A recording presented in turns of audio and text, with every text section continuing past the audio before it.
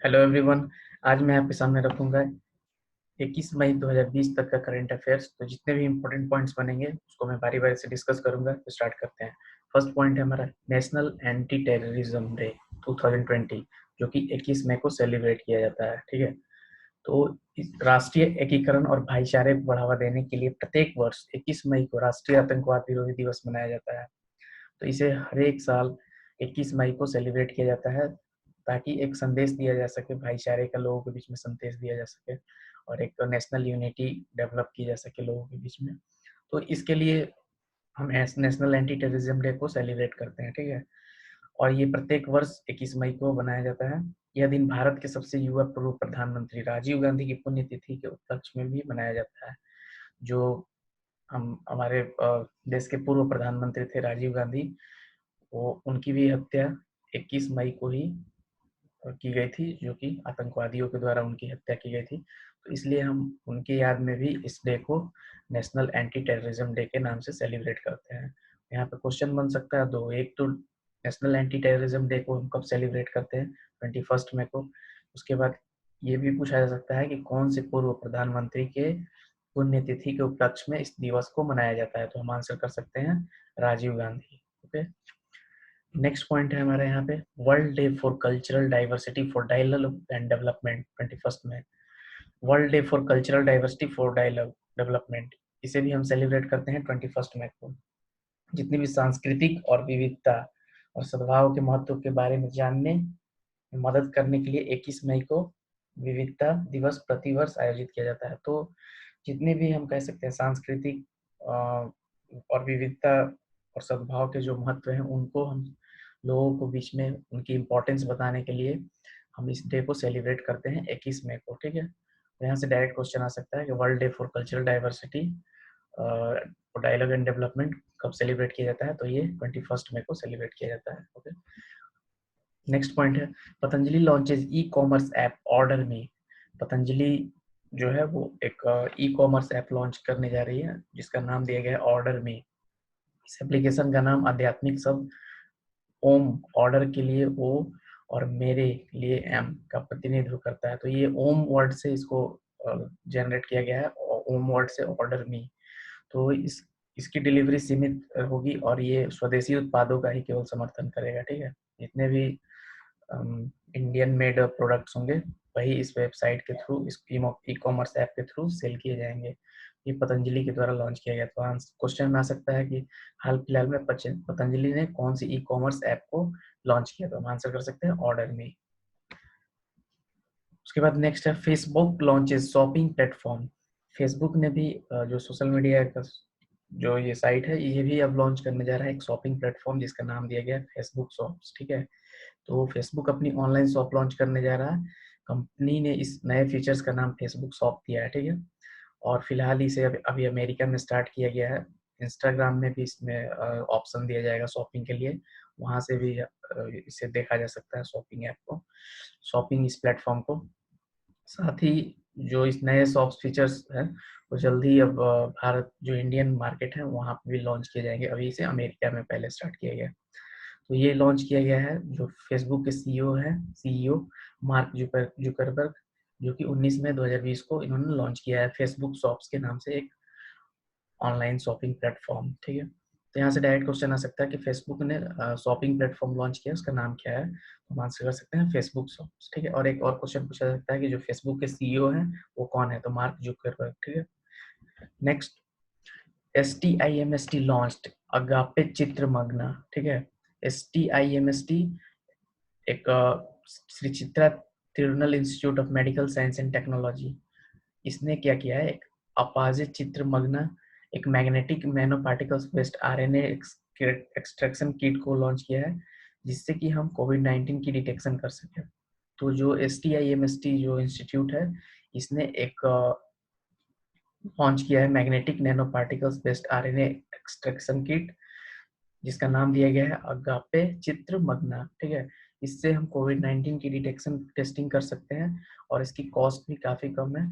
इसे बनाने में जो कॉस्ट लगी है वो लगभग 150 रुपये की लगी है, और इसकी जो इम्पोर्टेड कॉस्ट होगी, जब ये इसे इम्पोर्ट किया जाएगा तो इसकी कॉस्ट अराउंड 300 पड़ेगी। ठीक है।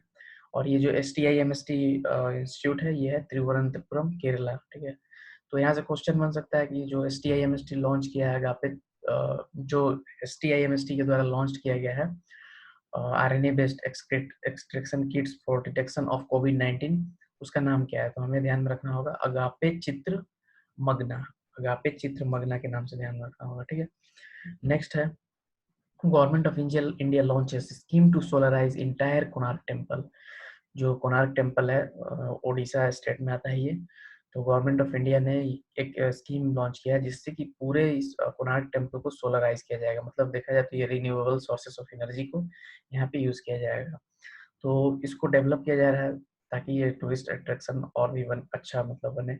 तो इस वजह से केंद्र सरकार इस पे फोकस की है और यहाँ पे इसको पूरा सोलराइज करने जा रही है। इसमें पूरा केंद्र सरकार का ही फंडिंग होगा, स्टेट गवर्नमेंट का कोई फंडिंग नहीं है।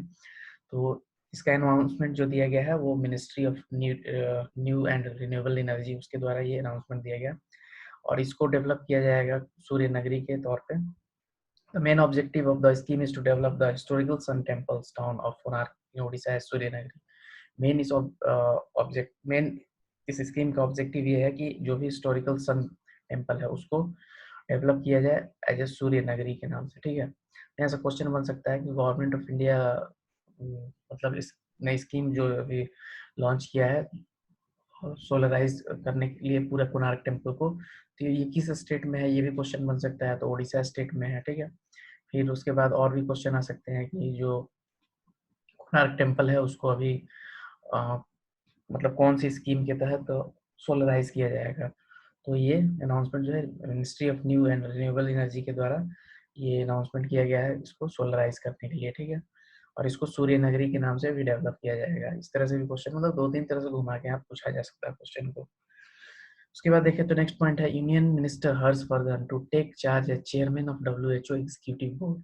केंद्रीय स्वास्थ्य और परिवार कल्याण मंत्री हर्षवर्धन जो है वो WHO के कार्यकारी बोर्ड की बैठक में 22 मई 2020 को विश्व स्वास्थ्य संगठन WHO के कार्यकारी बोर्ड के अध्यक्ष के रूप में कार्यभार संभालेंगे, ठीक है। तो अब अभी WHO ने इन्हें पहले ही अपॉइंट करने की बात कही थी। तो 22 मई 2020 को इन्हें WHO के जो कार्यकारी बोर्ड के अध्यक्ष है उसके उस पर अपॉइंट किया जाएगा। तो mister Vardhan would succeeded doctor Hiroki Nakatani of Japan as the chairman of the 34 member WHO executive board.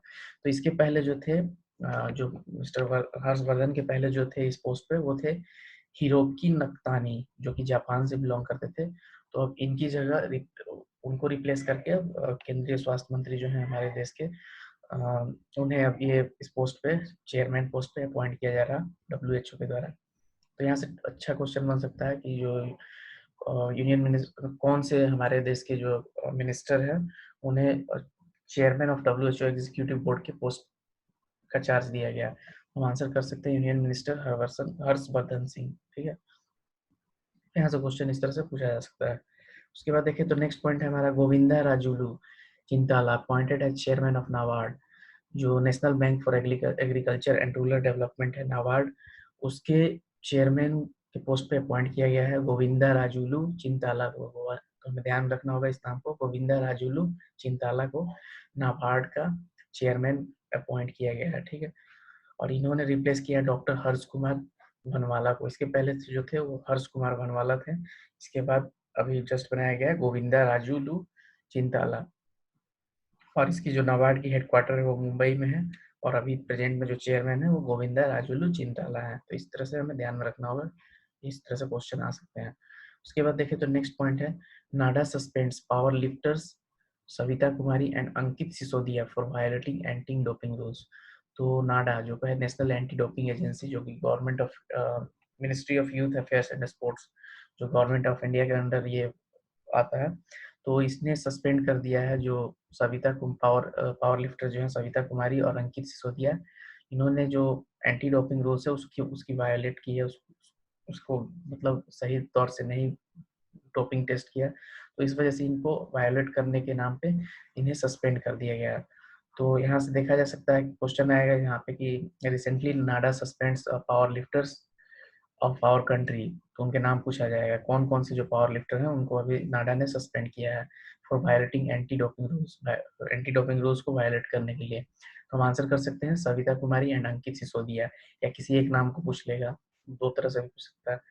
तो देखा जाए तो यहाँ पे इससे पहले भी इन दोनों एथलीटों को एंटी डोपिंग अनुशासनता पैनल, ठीक है, एडीडीपी जो है, उसके सामने अपना पक्ष रखने का मौका दिया गया, लेकिन कोविड-19 जो कि महामारी के दौरान लॉकडाउन के कारण कोई भी पैनल नहीं बैठ सका था, तो इन्हें चांसेस भी नहीं मिले एडीडीपी के द्वारा भी, इसलिए अब इन्हें नाडा ने सस्पेंड कर दिया पावर लिफ्टर्स जो है सविता कुमारी और अंकित सिसोदिया को। ओके, उसके बाद देखिए नेक्स्ट पॉइंट है हमारा, कैबिनेट अप्रूव्स प्रधानमंत्री मत्स्य संपदा योजना।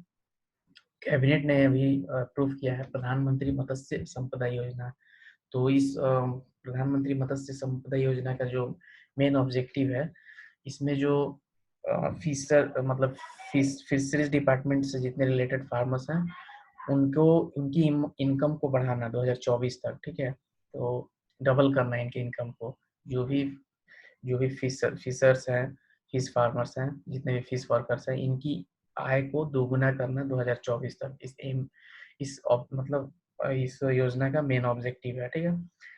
तो इसमें हम कह सकते हैं कि इसको हम शॉर्ट फॉर्म में जान सकते हैं, PMMSY will be implemented during a period of 5 years, और ये 5 साल के लिए इम्प्लीमेंट किया जा रहा है। फाइनेंशियल ईयर 2020-21 से फाइनेंशियल ईयर 2024-25 तक ये योजना लागू होगा, ठीक है। यहाँ से डायरेक्ट क्वेश्चन पूछा जा सकता है कि कैबिनेट ने अभी कौन सा, जो भी फिश फार्मर्स हैं उनके लिए कौन सी योजना लागू किया है, तो हम आंसर कर सकते हैं प्रधानमंत्री मत्स्य संपदा योजना, और ये 5 साल के लिए इस योजना को लागू किया गया है, ठीक है। और इसमें जो फिश फार्मर्स हैं उनकी आय को दोगुना करने की बात की गई है 2024 तक। तो यहाँ पे देखें तो हमने अभी तक 10 पॉइंट्स को डिस्कस किया बारी बारी से, और यहाँ से बहुत सारे क्वेश्चन एराइज होंगे जिसको मैंने भी डिस्कस किया बीच बीच में। तो अगर आपको ये सेशन अच्छा लगा हो तो आप इसे लाइक कीजिए, कमेंट कीजिए, शेयर कीजिए, और आप चैनल पर नए हैं तो इसे सब्सक्राइब भी कर सकते हैं। Okay, thank you.